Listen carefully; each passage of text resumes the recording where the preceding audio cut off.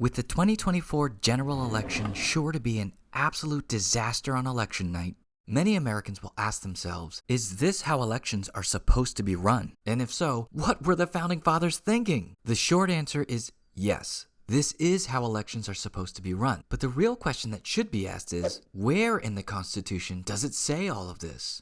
And that is a more complicated question to answer. Let's dive in. The Constitution of the United States of America contains just 4,500 words. To give you some perspective, Dogman has 5,035 words. Dogman. The document is vaguely worded and does not go into a lot of detail. The framers of the Constitution wrote it this way purposefully because they weren't really sure how this new government was supposed to work. The only thing they were confident about was that the new government established by this Constitution needed to be stronger to handle the major failings of the nation going on at the time. Just a few things, really. Other than that, the nation was operating like a well-oiled machine. So, the new Constitution is drafted with the understanding that what we thought was a good idea of how to run a government in the Articles of Confederation turned out to be an absolute train wreck. And what we have planned now to be a functioning government might also not work so well. So the document is vaguely worded, somewhat mysterious, needs a lot of interpretation, and has an emergency "we need to change something" button in the amendment process. Voting in elections were not exactly at the forefront of conversation at the Constitutional Convention, since so many other pressing issues were on the minds of the framers. In fact, the Constitution doesn't have much to say about the right to vote. Nowhere in the text does it explicitly say that citizens have the right to vote in elections. Yikes! But here's what they wrote down in regards to the matter of presidential elections.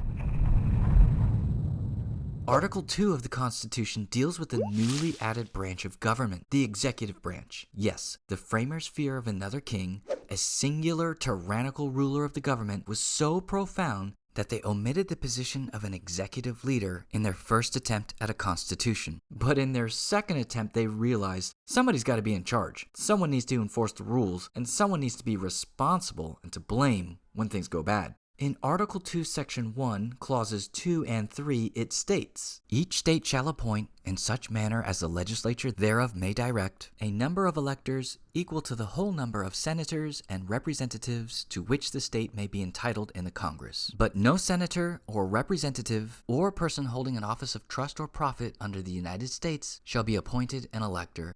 This is the wonderful introduction to the Electoral College and how they will be selected by states and how they will cast votes for the President and Vice President of the United States. This particular section of the Constitution was so poorly written, it was one of the earliest instances of our country using the emergency "we need to change something" button in the amendment process, giving birth to Amendment 12, or the 12th change to the Constitution, which, if you consider that the first 10 amendments, the Bill of Rights, were added almost immediately after ratifying the document, this really showcases that the Founding Fathers weren't too sure about how this voting for a president thing should work. Now, if you're wondering, where does it talk about regulations for tallying votes and mail-in ballots and ID requirements? It does not. I tried to warn you. This document is purposely vague and mysterious. One thing the new Constitution did set up was the concept of federalism, or a national government and state governments sharing powers and responsibilities. Some powers would only be for the national government, some only for the states, and some for both. Not too many nations on Earth have this system of government because the tug of war for power can become crippling, and one government or the other can greatly screw things up. It's like if you're the central government at home and you give your kids, the state governments, the power to take care of the family bird, when in all reality you know you should probably be the one to do this. And finding a dead parakeet in the cage 6 days later because kids will be kids and forget to do things. I'm not speaking from experience or anything. Anyways, one of the state's only powers happens to be elections, and I can feel you shifting nervously in your chair as you now realize state governments have the power to run elections as they see fit, with little to no information in the actual Constitution of the United States about how to do this. Here's a quick reference for what the Constitution fails to mention and therefore leaves up to the states. Can only citizens vote? Do voters need an ID to vote? How many methods can a ballot be cast? Standards for counting ballots, what are they? When can early voting begin? Can convicted felons vote? All of these questions not answered in the Constitution. Here you go, states. We trust you. So imagine 50 very different state governments run by very different people being left to come up with how to run elections all on their own. Obviously, this has led to considerable variations in the voting process, stemming back to the very beginning. And the track record of each and every state doing things well and sensibly is pretty good. I mean, mediocre. Poor, what's the word I'm looking for here? That one. As far as who could actually vote, most states initially restricted voting to property-owning or tax-paying white men. And some states like New Jersey allowed free black men and women to vote, provided they met the property or tax requirements. So, right off the bat, we had differences in states on who could and could not vote. In addition to voter regulations, states and regions had other influences on elections. Entities like the Tammany Hall Society in New York during the 1800s were one of the first groups to corrupt elections with all kinds of methods. They encouraged residents to vote multiple times by shaving their beards, registered voters under fake names, physically intimidated voters, and granted citizenship to newly arrived immigrants, provided, of course, that they vote for the candidate the Tammany Hall Society wanted to win the election. Gangs of New York is a glorified telling of how the society impacted suffrage on a large scale. Now, by the time Boss Tweed was being arrested and Tammany Hall Society was going belly up, voting rights had also been seeing some changes unfolding unevenly in different states. New Jersey actually revoked the vote from black men and women in 1807, and North Carolina didn't remove a property qualification until 1856. Similarly, Wyoming granted women the right to vote in 1869, long before all women achieved it nationally. After the Civil War, southern states began using Jim Crow laws to influence elections, using poll taxes, the grandfather clause, literacy tests, and police brutality as barriers to vote. In the 1900s, Chicago saw Al Capone's organization engaged in various methods of voter fraud. Intimidation and violence, ballot box stuffing, bribery, and controlling precincts, particularly in areas where his gang had significant influence, were all ways in which elections have been impacted. Voter fraud was eventually taken care of by federal law enforcement and creative criminal charges, and the differing disenfranchisement rules of states were handled by the amendment process and a little help from Article 1 of the Constitution.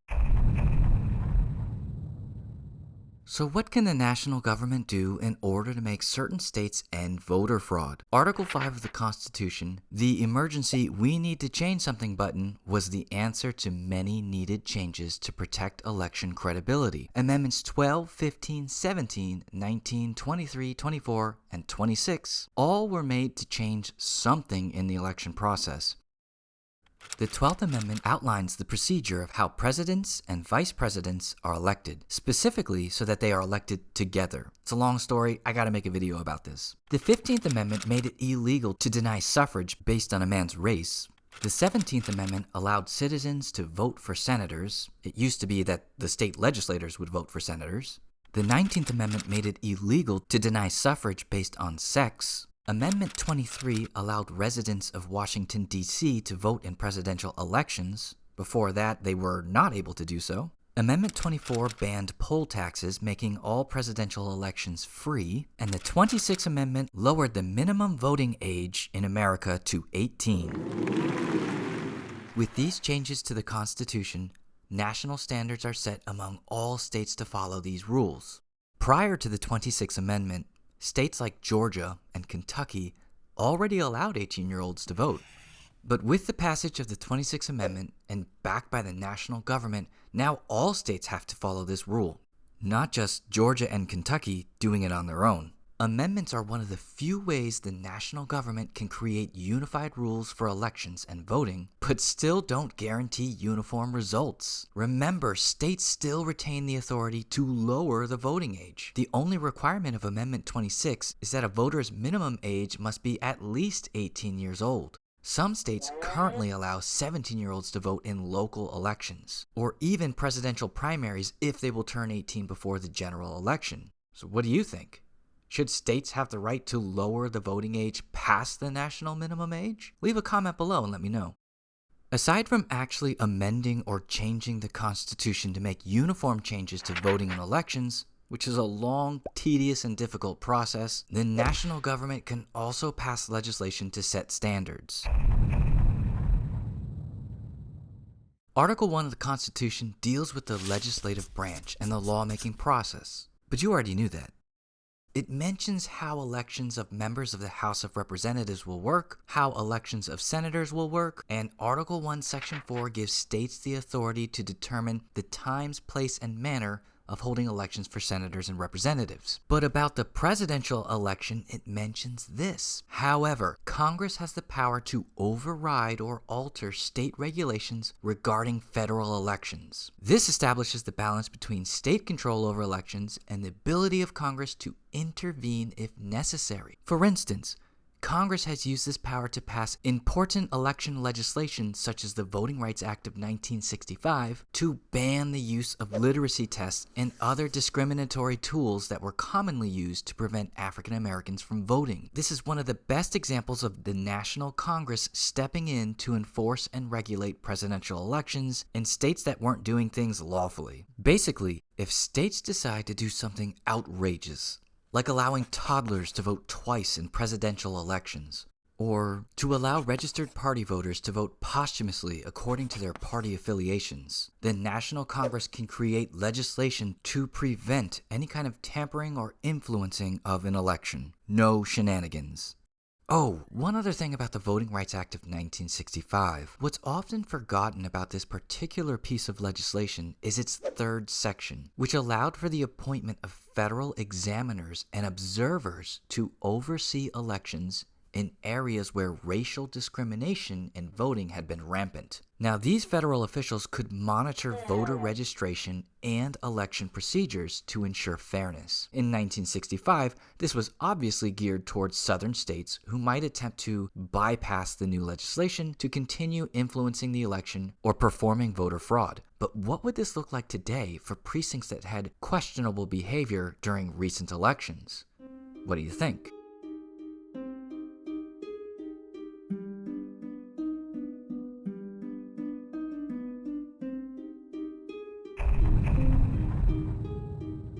The last change to the Constitution regarding elections, Amendment 26, was made in 1971. 1971! We are looking at 50 plus years of history now without any changes to the actual Constitution of the United States. Since that time, the global population has more than doubled. We've seen 10 presidents come and go, and a gallon of gas has gone up almost 900%. As far as congressional legislation that has been passed specifically for protecting federal elections, there hasn't been anything groundbreaking recently. In 2021, the John R. Lewis Voting Rights Advancement Act simply doubled down on the Voting Rights Act of 1965, specifically the parts dealing with jurisdictions that have a history of discrimination. If we go back 20 years, we see HAVA, Help America Vote Act of 2002, was passed as a response to the disastrous 2000 presidential election, specifically with voting equipment and voting systems, to reduce future embarrassment from hanging Chad incidents.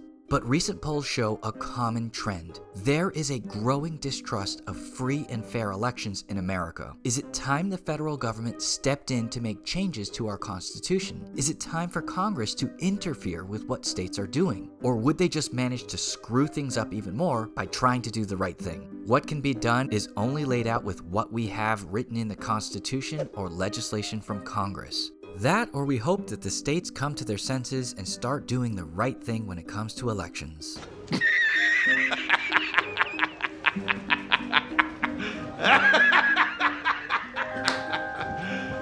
You serious?